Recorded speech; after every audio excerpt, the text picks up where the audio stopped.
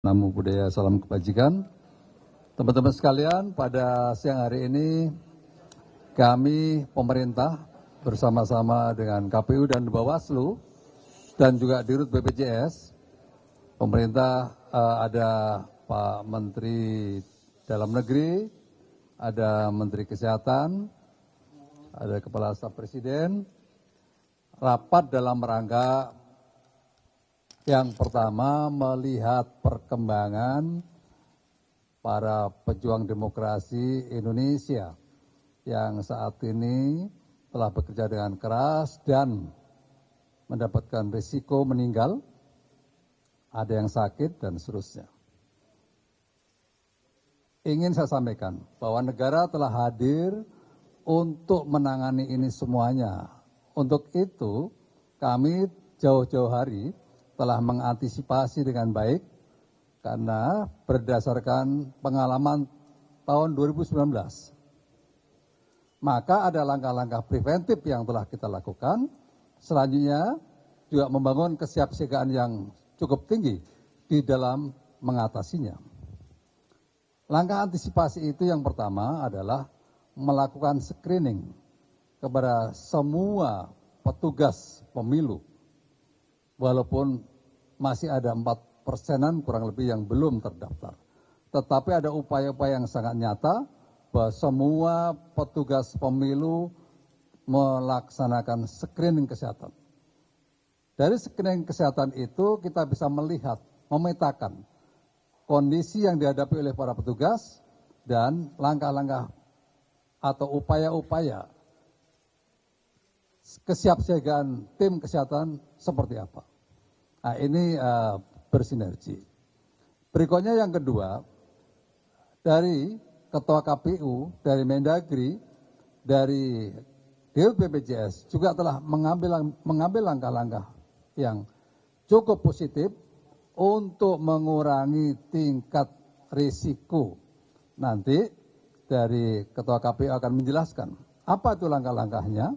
Berikutnya Mendagri juga akan menjelaskan berkaitan dengan usia seperti apa dan seterusnya. Berikutnya penekanan kepada pemerintah daerah agar mendaftarkan anggota-anggota petugas pemilu menjadi anggota BPJS. Dan juga demikian nanti dari Menteri Kesehatan akan menjelaskan langkah-langkah real kesiapsiagaan yang dibangun pada jajaran yang terdepan dalam mengatasi setiap situasi seperti apa. Saya persilakan kepada Ketua KPU untuk menyampaikan. Terima kasih. Assalamualaikum warahmatullahi wabarakatuh. Waalaikumsalam. Saudara jurnalis yang kami hormati, ada beberapa hal yang akan kami sampaikan sehubungan dengan bagaimana situasi kesehatan teman-teman penyelenggara pemilu, terutama badan ad hoc, baik itu di tingkat PPK, kecamatan, PPS, desa kelurahan maupun KPPS. Sebagaimana kita ketahui sebagai sebuah perbandingan, saudara sekalian, pada pemilu serentak model seperti ini, yaitu memilih untuk 5 jenis pemilu, pemilu presiden, pemilu anggota DPR, pemilu anggota DPD, pemilu anggota DPRD provinsi dan kabupaten kota, ini 2 kali sudah dilaksanakan. Pertama kali 2019, yang kedua adalah 2024. Pada pemilu yang lalu 2019, terdapat anggota badan ad hoc di PPK, PPS, KPPS yang mengalami kecelakaan kerja. Datanya adalah sebagai berikut. 2019 ini ya.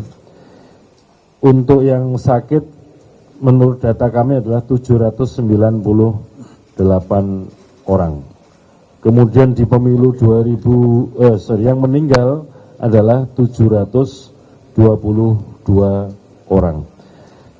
Berdasarkan hal tersebut, dilakukanlah penelitian dan kajian kira-kira apa penyebabnya terutama untuk yang meninggal dunia. Yang pertama adalah karena memang beban kerjanya berat, kemudian yang kedua sebagian besar adalah yang meninggal usianya di atas 50 tahun, kemudian yang ketiga karena ada penyakit bawaan atau sering dikenal dengan komorbid.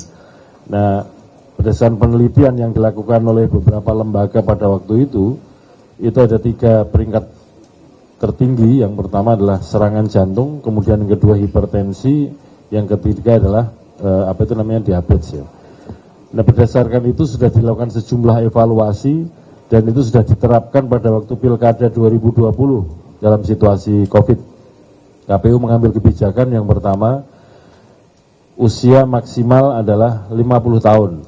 Kemudian yang kedua adalah dalam kondisi sehat.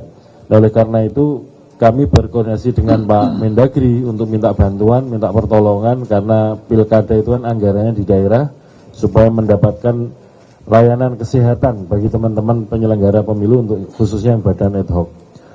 Nah, situasi itu kemudian kami terapkan lagi untuk pemilu 2024 ini. Yang pertama untuk batas usia maksimal 55 tahun. Yang kedua adalah harus dalam kondisi sehat.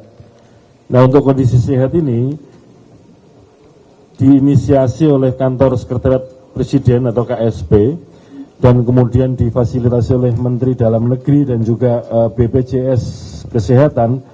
Dilakukanlah langkah-langkah berupa screening kesehatannya dari badan ad hoc KPU yang ikut dalam screening sekitar 6,3 juta orang.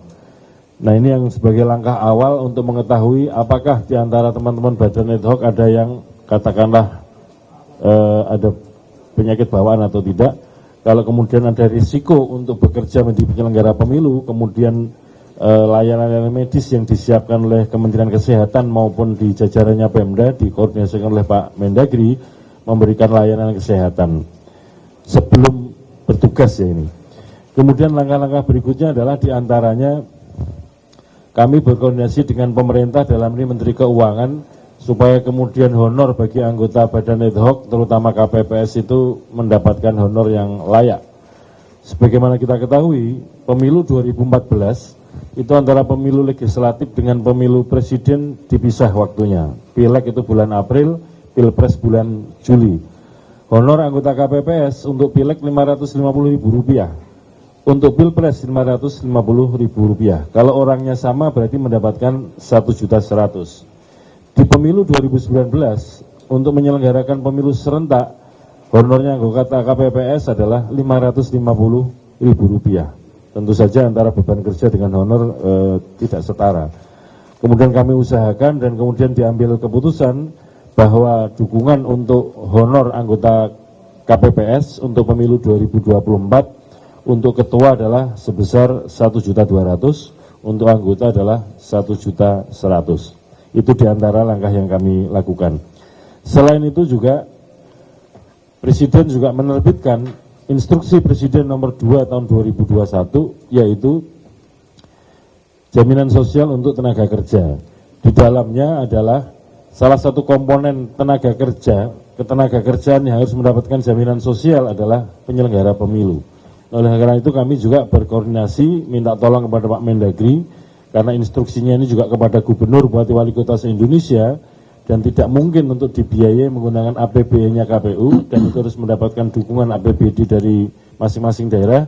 Kami minta tolong Pak Mendagri untuk mengkoordinasikan ini. Kami juga meminta teman-teman KPU provinsi, kabupaten, kota berkoordinasi dengan Pemda masing-masing.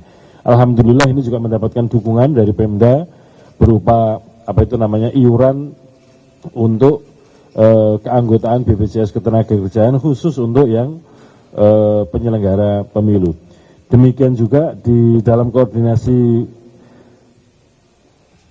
Kepala KSP, Mendagri, Kementerian Kesehatan dan BPJS Kesehatan selain tadi dilakukan screening juga mendapatkan dukungan jaminan sosial kesehatan bagi penyelenggara pemilu untuk khususnya badan ad hoc.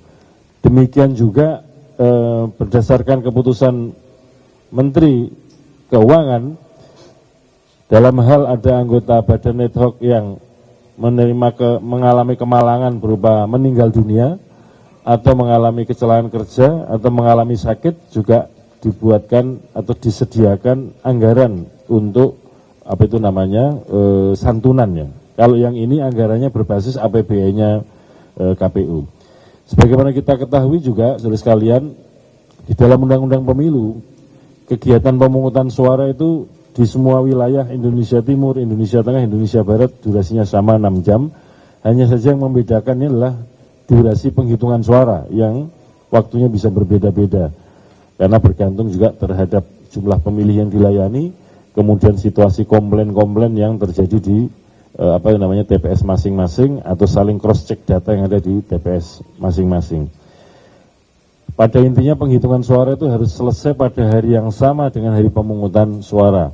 Namun demikian dalam perkembangannya Mahkamah Konstitusi pernah membuat putusan dalam hal penghitungan suara di TPS belum selesai pada hari yang sama dengan hari pemungutan suara, maka kemudian dapat dilanjutkan dalam durasi 12 jam ke depan. Jadi kalau untuk pemilu 2024 pemungutan suara hari Rabu 14 Februari, penghitungannya harus selesai sampai jam 24, maka apabila ada TPS atau anggota KPPS yang belum selesai menghitung dapat dilanjutkan sampai dengan tanggal 15 Februari jam 12 siang.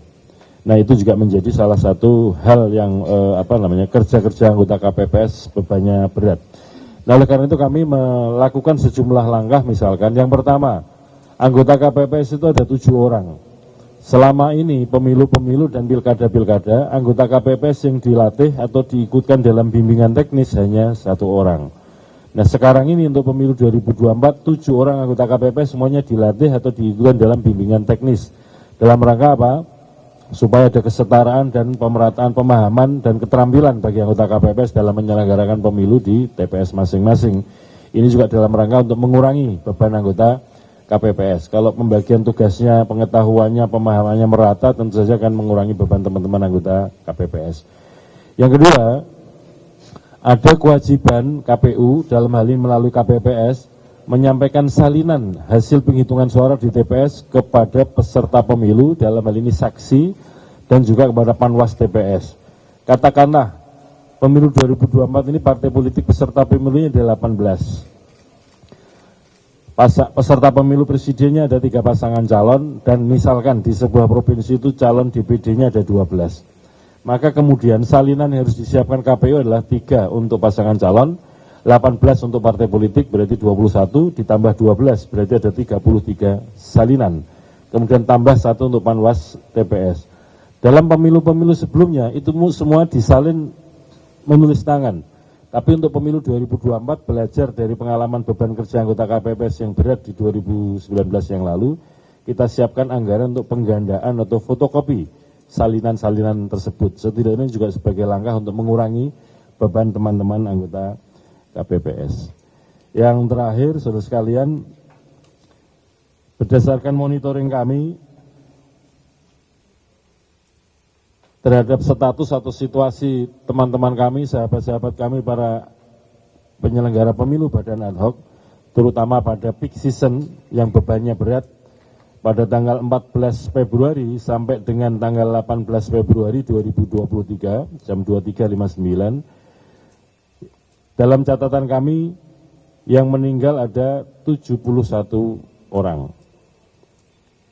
Dengan rincian anggota PPK ada 1 orang di tingkat kecamatan, kemudian anggota PPS di tingkat desa kelurahan ada 4 orang, kemudian anggota KPPS di tingkat TPS ada 42 orang, kemudian Linmas yang menjaga keamanan kegiatan pemungutan penghitungan suara di TPS yang meninggal ada 24 orang. Untuk yang sakit sebanyak 4.567 orang atau 4,567 orang, dengan perincian di tingkat kecamatan atau PPK 136 orang, di tingkat PPS desa kelurahan ada 696 orang, kemudian anggota KPPS di tingkat TPS ada 3.371 orang. Saya ulangi, 3.371 orang. Untuk Linmas yang meninggal, yang sakit ada 364 orang. Saudara sekalian, untuk yang santunan, tentu saja kami untuk menyalurkan santunan perlu verifikasi data tersebut dan juga dokumen-dokumen pendukung, ya, misalnya seperti surat kematian, surat keterangan kematian, ya, surat sehat, apakah sedang dirawat atau tidak.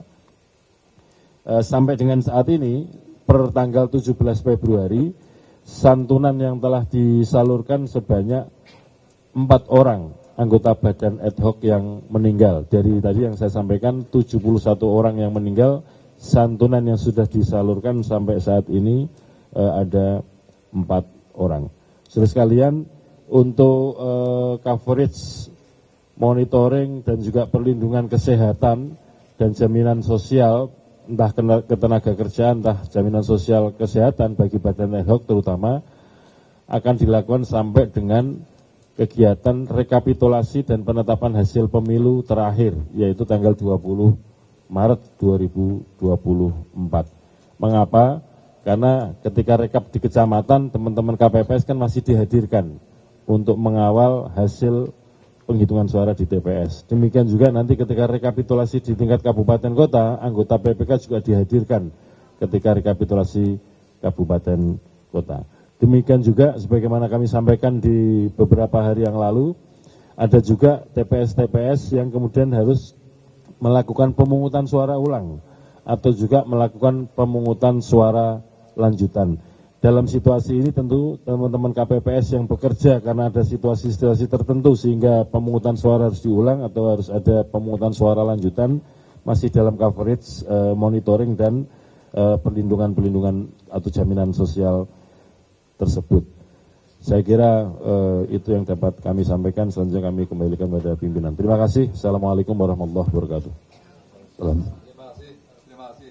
Ketua KPU. Berikutnya Bawaslu. Terima kasih pimpinan. Bapak Ibu yang kami hormati, Assalamualaikum warahmatullahi wabarakatuh. Sebelum saya sampaikan data untuk per hari ini, sebagai data pembanding di pemilu 2019 yang mendapatkan penanganan terkait dengan kesehatan itu ada 2.558 jajaran pengawas pemilu, yang terdiri dari rawat jalan itu 1.708, rawat inap itu 438, kecelakaan 275, luka berat atau dalam hal ini keguguran 24, kekerasan atau juga penganiayaan 21, dan meninggal dunia jajaran pengawas pemilu 92 orang. Dan untuk data di kami update sampai pada hari ini tanggal 19 Februari 2004, itu datanya ini dari 2023 sampai dengan tanggal 19 ada dilakukan penanganan ini ada 1.322, untuk rawat jalan 1.077, untuk rawat inap 147, kecelakaan 71, dan untuk meninggal dunia itu ada 27 dengan rincian 7 orang di 2023, 7 orang dari 1 Januari sampai dengan 13 Februari 2004, dan 13 orang di 14 Februari sampai dengan 19 Februari saat ini. Dan itu masih berlangsung terus, laporannya dinamis masuk ke kami terus terkait dengan hal ini. Sambil kami terus memantau jajaran pengawas pemilu karena penyelenggaraan pemilu masih berjalan, terutama pemungutan dan hitungan suara masih berjalan terkait dengan 2 hal, terkait dengan pemungutan dan atau penghitungan suara ulang di TPS yang ada, kemudian terkait dengan pemilu lanjutan atau pemilu susulan akibat dari force majeure kondisi tertentu, misalnya banjir di daerah-daerah tertentu, sambil memang kami masih menunggu laporan dari jajaran pengawas pemilu di luar negeri. Perlu kami sampaikan bahwa yang kami telah lakukan hampir sama persilakan oleh KPU untuk melakukan mitigasi karena kekurangan dan kelemahan Bawaslu dalam pemungutan hitungan suara. Setiap TPS hanya 1 orang yang bertugas, itu pun harus full dilakukan, di mana proses pemungutan hitungan suara berjalan, namun juga dia perlu diantisipasi. Kita memang berupaya agar supaya nantinya setiap jajaran minimal sampai kabupaten kota melakukan koordinasi dengan unit kerja dalam ini dinas kesehatan agar supaya sebelum, selama dan pada saat kerja dilakukan, terutama pada saat pemungutan hitungan suara ada pemeriksaan kesehatan supaya bisa diantisipasi hal-hal yang tidak diinginkan.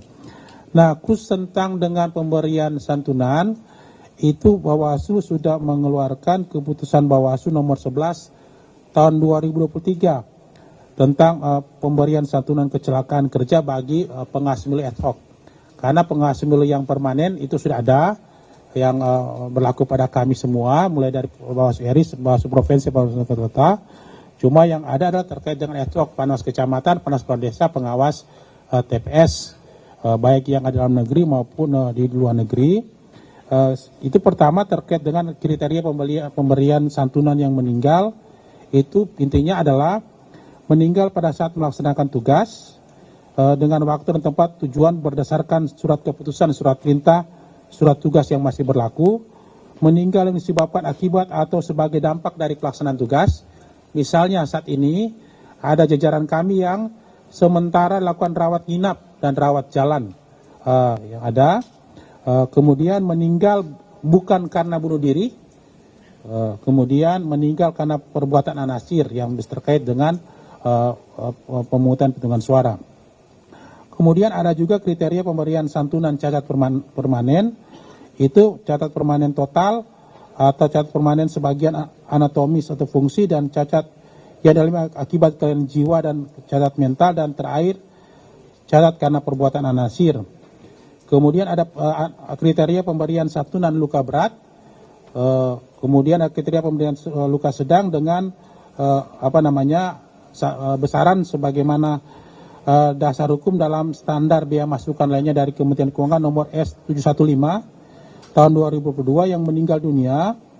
Kami berikan santunan 36 juta rupiah, kemudian santunan pemakaman 10 juta, itu sama sekali kita tidak harapkan juga. Kemudian cacat permanen ini itu 16.500.000, kemudian juga ada catat luka berat 16.500.000 dan luka sedang 8.250.000. Itu yang menjadi catatan kita bersama. Saat ini lagi dilakukan proses oleh Bawaslu, dalam ini oleh Bawaslu Provinsi, karena sebagian besar satuan kerja kami ada di Bawaslu Provinsi untuk melakukan pendataan supaya nantinya bisa diberikan santunan, sambil memang bisa saja ada asuransi yang kalau yang bersangkutan itu ada asuransi dari, misalnya ada santunan dari BPJS ataupun ada dari kerjasama dengan pemerintah daerah masing-masing.